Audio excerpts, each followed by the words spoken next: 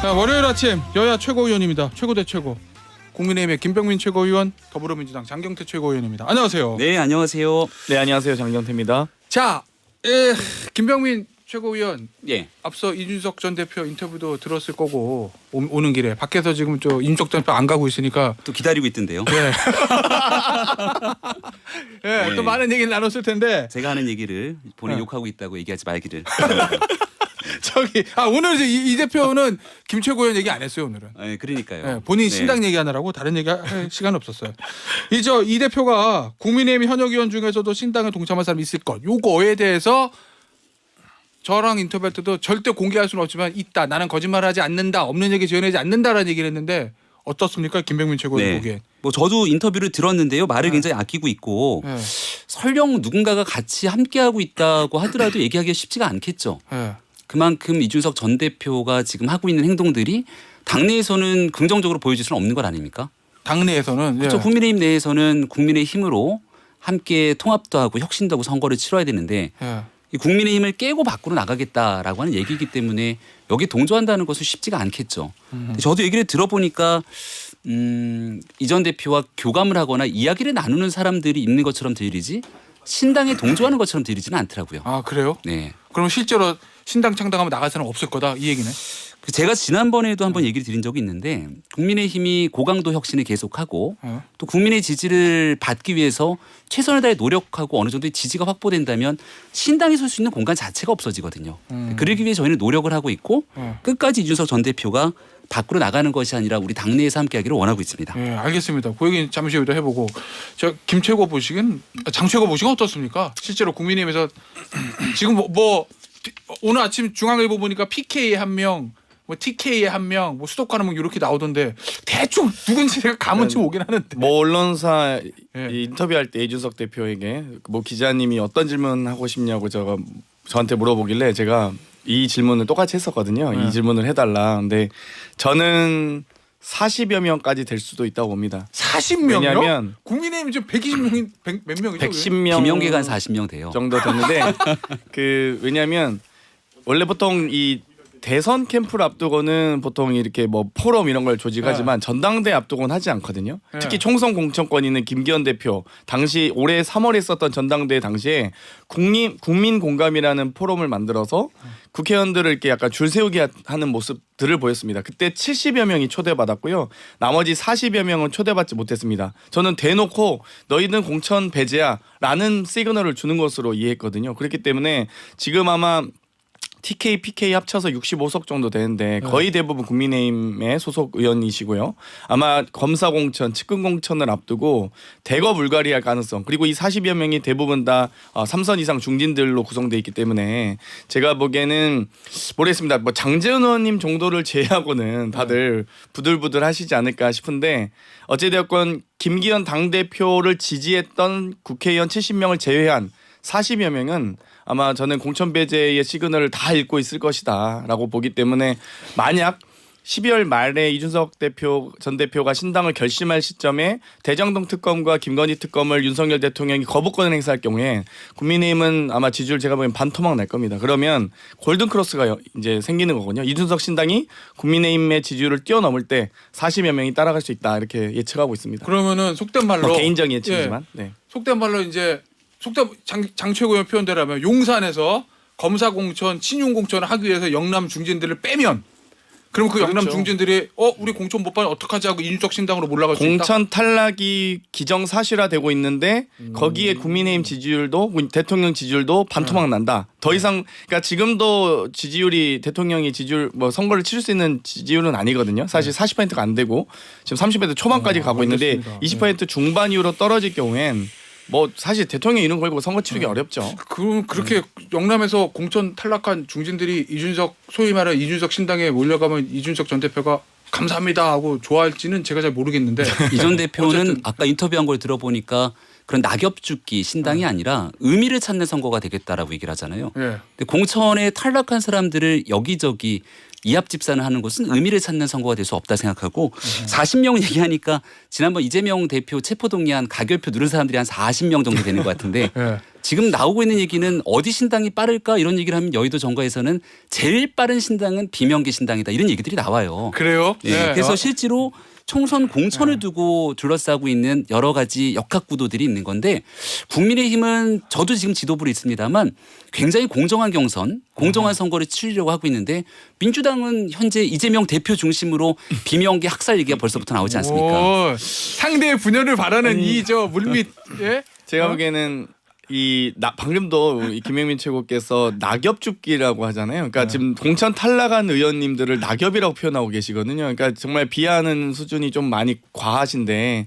어찌되었건 국민의힘 내에서도 소위 저항 세력이 분명히 형성될 거라 보고 있습니다. 비명계 신당은 나옵니까?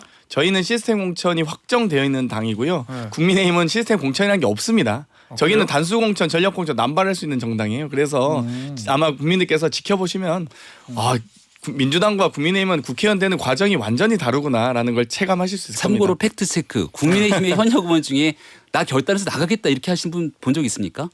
국민의힘 현역 의원 중에 없죠. 현재까지는. 현재까지 민주당의 현역 의원 중에 그런 사람 많이 봤죠.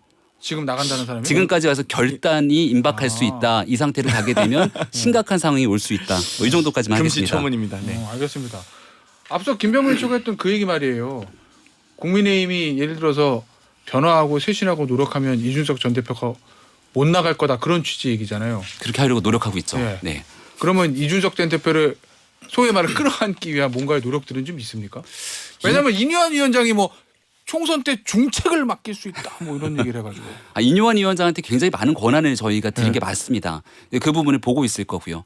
근데 이준석 전 대표가 여러 방송을 통해서도 얘기하고 지금도 이야기를 하지만 기본적인 국민의힘에 있는 지도부 구성원들과의 신뢰관계에 대해서 본인이 믿을 수 없다고 판단하고 있기 때문에 아까 신뢰가 없다는 그 얘기 하더라고요. 그래서 인요한 위원장 같은 경우는 이준석 전 대표와 그런 불신의 관계는 아니잖아요. 예. 그래서 만나서 이야기도 좀 하고 아니 천하용인이랑 만나서 본인 액션 플랜도 이야기하고 여러 가지 고충들을 같이 고민한다면 인요한 위원장을 만나서도 본인이 갖고 있는 정치적 미래가 이것이고 또 여기서 당신이 풀었으면 좋겠다는 것들을 얼마든지 설명할 수 있다고 보거든요.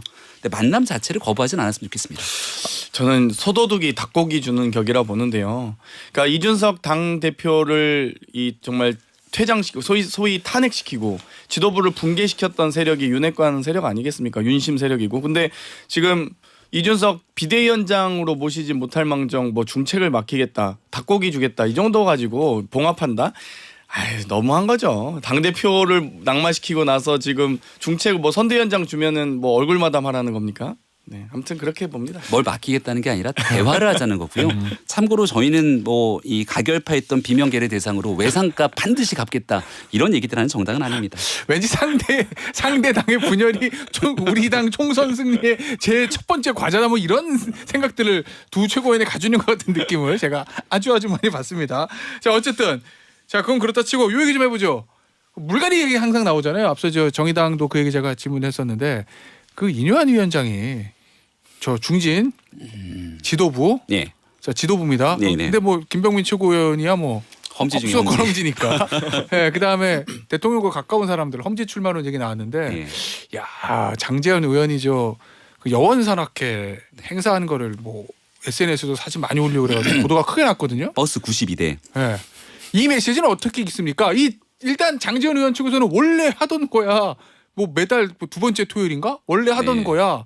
이걸 자꾸 해석을 하지 마라고 얘기는 하는 것 같긴 하던데 오늘 보도도 크게 나와서 11월 달이 이제 산악회 갈 수 있는 거의 마지막이죠. 저도 주말 내내 산악회를 엄청 돌고 왔는데 그래요? 근데 마지막 산악회 지구는 규모가 좀 크긴 크더라고요. 네. 92대 4천 명이 넘는 규모로 갔다. 오. 그래서 사실 뭐 장재원 의원이 어떤 생각하는지를 소통을 안 해봐서 모르겠습니다. 네. 근데 지금 인요한 위원장이 중진 이른바 친윤계 의원들 이런 사람들이 희생을 키워드로 꺼낸 거잖아요. 예. 근데 희생을 키워드로 꺼내서 그게 좀 어느 정도 뜸을 들이기까지 시간이 필요하다고 보는데 지금 아직 11월 달에 불과합니다. 과거 19대 총선 그러니까 2012년 총선을 앞두고 이명박 전 대통령의 형인 이상득 부의장이 불출마를 하면서 그 당시 이른바 쇄신의 물꼬가 막 트이기 시작하거든요. 네. 그게 12월 초거든요. 그러니까 정기국회가 어느 정도 좀 정리가 되는 국면 속에서 인적 쇄신이든 이 총선을 향한 변화의 바람들이 시작되는데 인유한 위원장이 약간 좀 일찍 꺼낸 것 같다는 의견들이 있는데 저는 그래도 잘했다고 보거든요. 왜냐하면 쇄신에 대한 에드버유르는 일단 민주당보다 먼저 선점했으니까. 근데 여기에 지금 현재로서는 적극적으로 화답하는 의원들이 없는 상황처럼 보이는데 예. 정치는 생물이고 또 어떻게 가야 총선 승리 또 윤석열 정부가 승리할 것인지 모르는 바 아니기 때문에 저는 끝끝내 결국은 책임 있는 사람들의 희생과 헌신이 뒤따를 거라 생각합니다. 오 그러면 장지원 의원이 사람을 기명하지는 않겠습니다. 아니 지금 장지원 의원 얘기하고 있었으니까 불출마 또는 수도권 갑니다. 광진을은 좀 위원장이 광진 있구나. 예, 수도권 갑니다. 뭐 이런 얘기 할 수도 있다. 갑작스럽게 한 3, 4개월을 앞두고 지역에 있는 분들이 수도권에 출마한다는 건 약간 현실 가능성이 좀 떨어진다고 생각하고요. 그럼 불출마? 그러니까 결국은 남는 건 윤석열 정부에서 어떤 의미 있는 역할을 하기 위해서 내가 갖고 있는 정치적 희생을 감내하겠느냐 이제 이 차이가 남는 거겠죠. 뭐 제가 개인적 사람들 한 명 한 명의 결단을 촉구할 수는 없는 노릇이니까. 뭐 그렇죠. 네. 그 현재로서는 사람을 찍어서 언급하기 좀 부담이 되는데 네. 무튼 인요한 위원장이 얘기했던 전체적인 그림 아마 그 그림이 김 빠진 상태로 이어지진 않을 거다 저는 그렇게 생각합니다. 그 불출마전 할 수도 있다 장지원 의원이. 뭐 사람을 거명하기 좀 그렇습니다만 저는 거명합니다. 계속. 네, 지금까지 거론됐던 많은 사람들 중에서 의미 있는 결단들이 나올 수도 있다고 판단합니다. 야 어떻게 봅니까? 만약에 국민의힘에서 저런 움직임이 나오면 이제는 민주당 당신들은 이 얘기 나올 거 아니에요.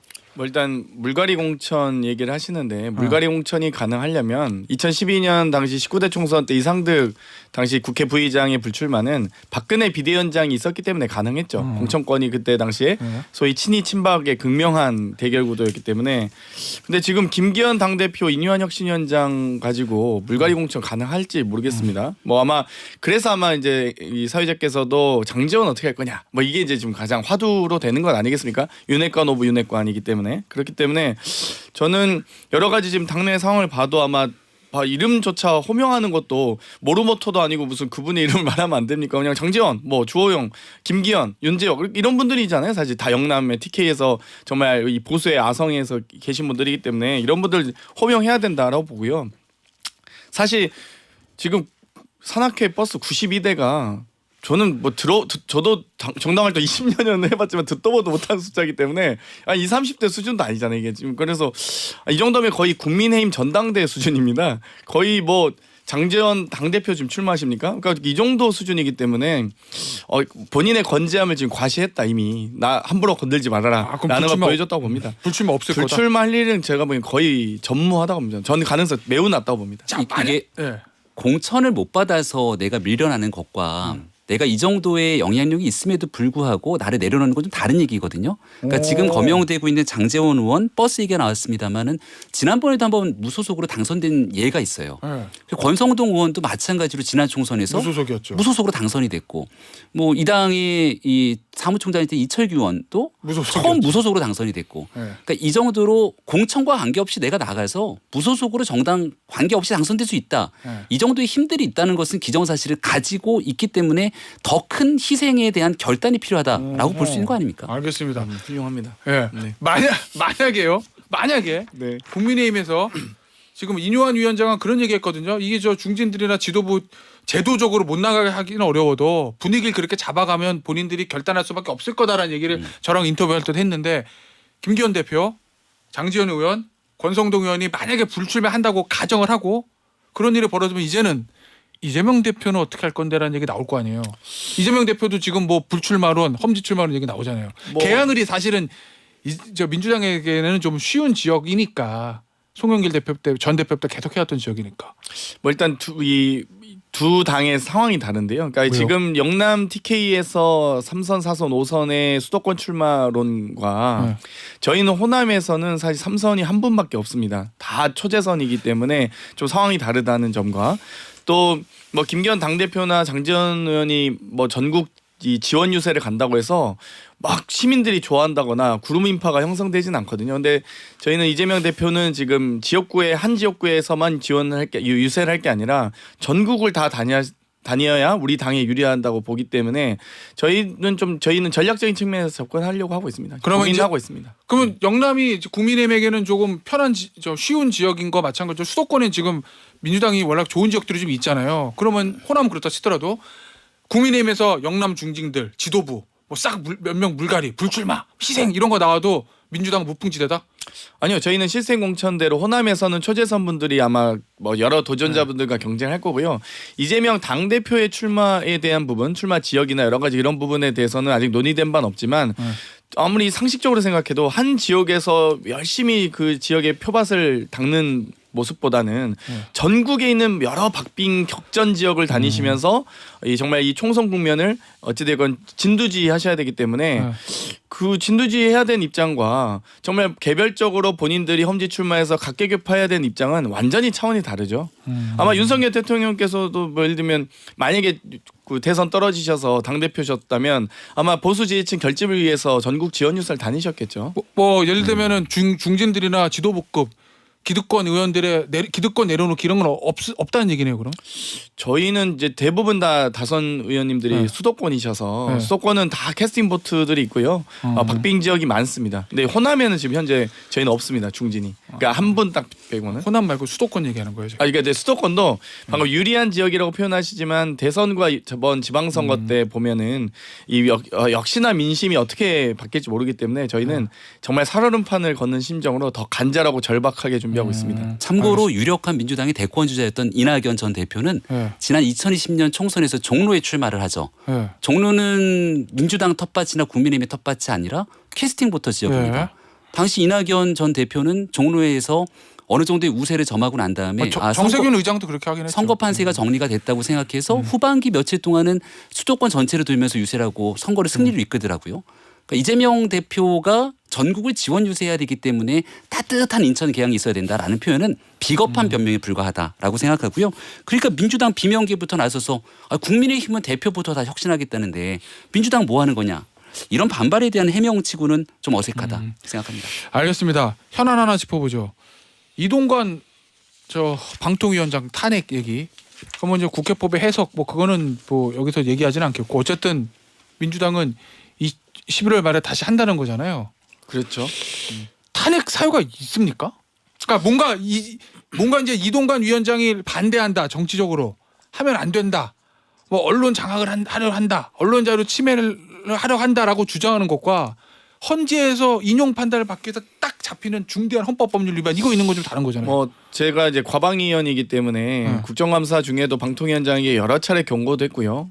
여러 가지 11가지 정도 사유로 이동관 방통위원장이 지적을 했습니다. 그러니까 이미 이 방통위가 지금 5인 합의제 행정기관이어야 되는데 이상인 부위원장과 둘이서 그것도 저희 대통령과 국회 여당 야당이 모두 추천해서 완성체 이 방통위원회가 합의제 행정기관으로서 존재해야 되는데 오직 대통령 지명 방통위원 딱 2명이서 꿍짝꿍짝하면서 이 모든 의사결정을 하고 있거든요. 그동안 KBS 뭐 이사장을 비롯한 이사해임 또 MBC의 이 재단격인 박문진 이사장과 이사들에 대한 해임 또 방심위원장과 방심위원에 대한 해임 등이 쭉 이전에 이 김효재 상임위원 권한대행 직무대행부터 쭉 이어져 왔던 일들이 여러 차례 있었고 또 권태서 이사장과 관련돼서는 매우 심각한 불법 사유들이 명확하게 있습니다. 감사원에서 제공한 자료를 본인들의 소송에 가처분 소송에 제출하면서 여러 이 감사원법 위반이나 행정조사 기본법 위반 등의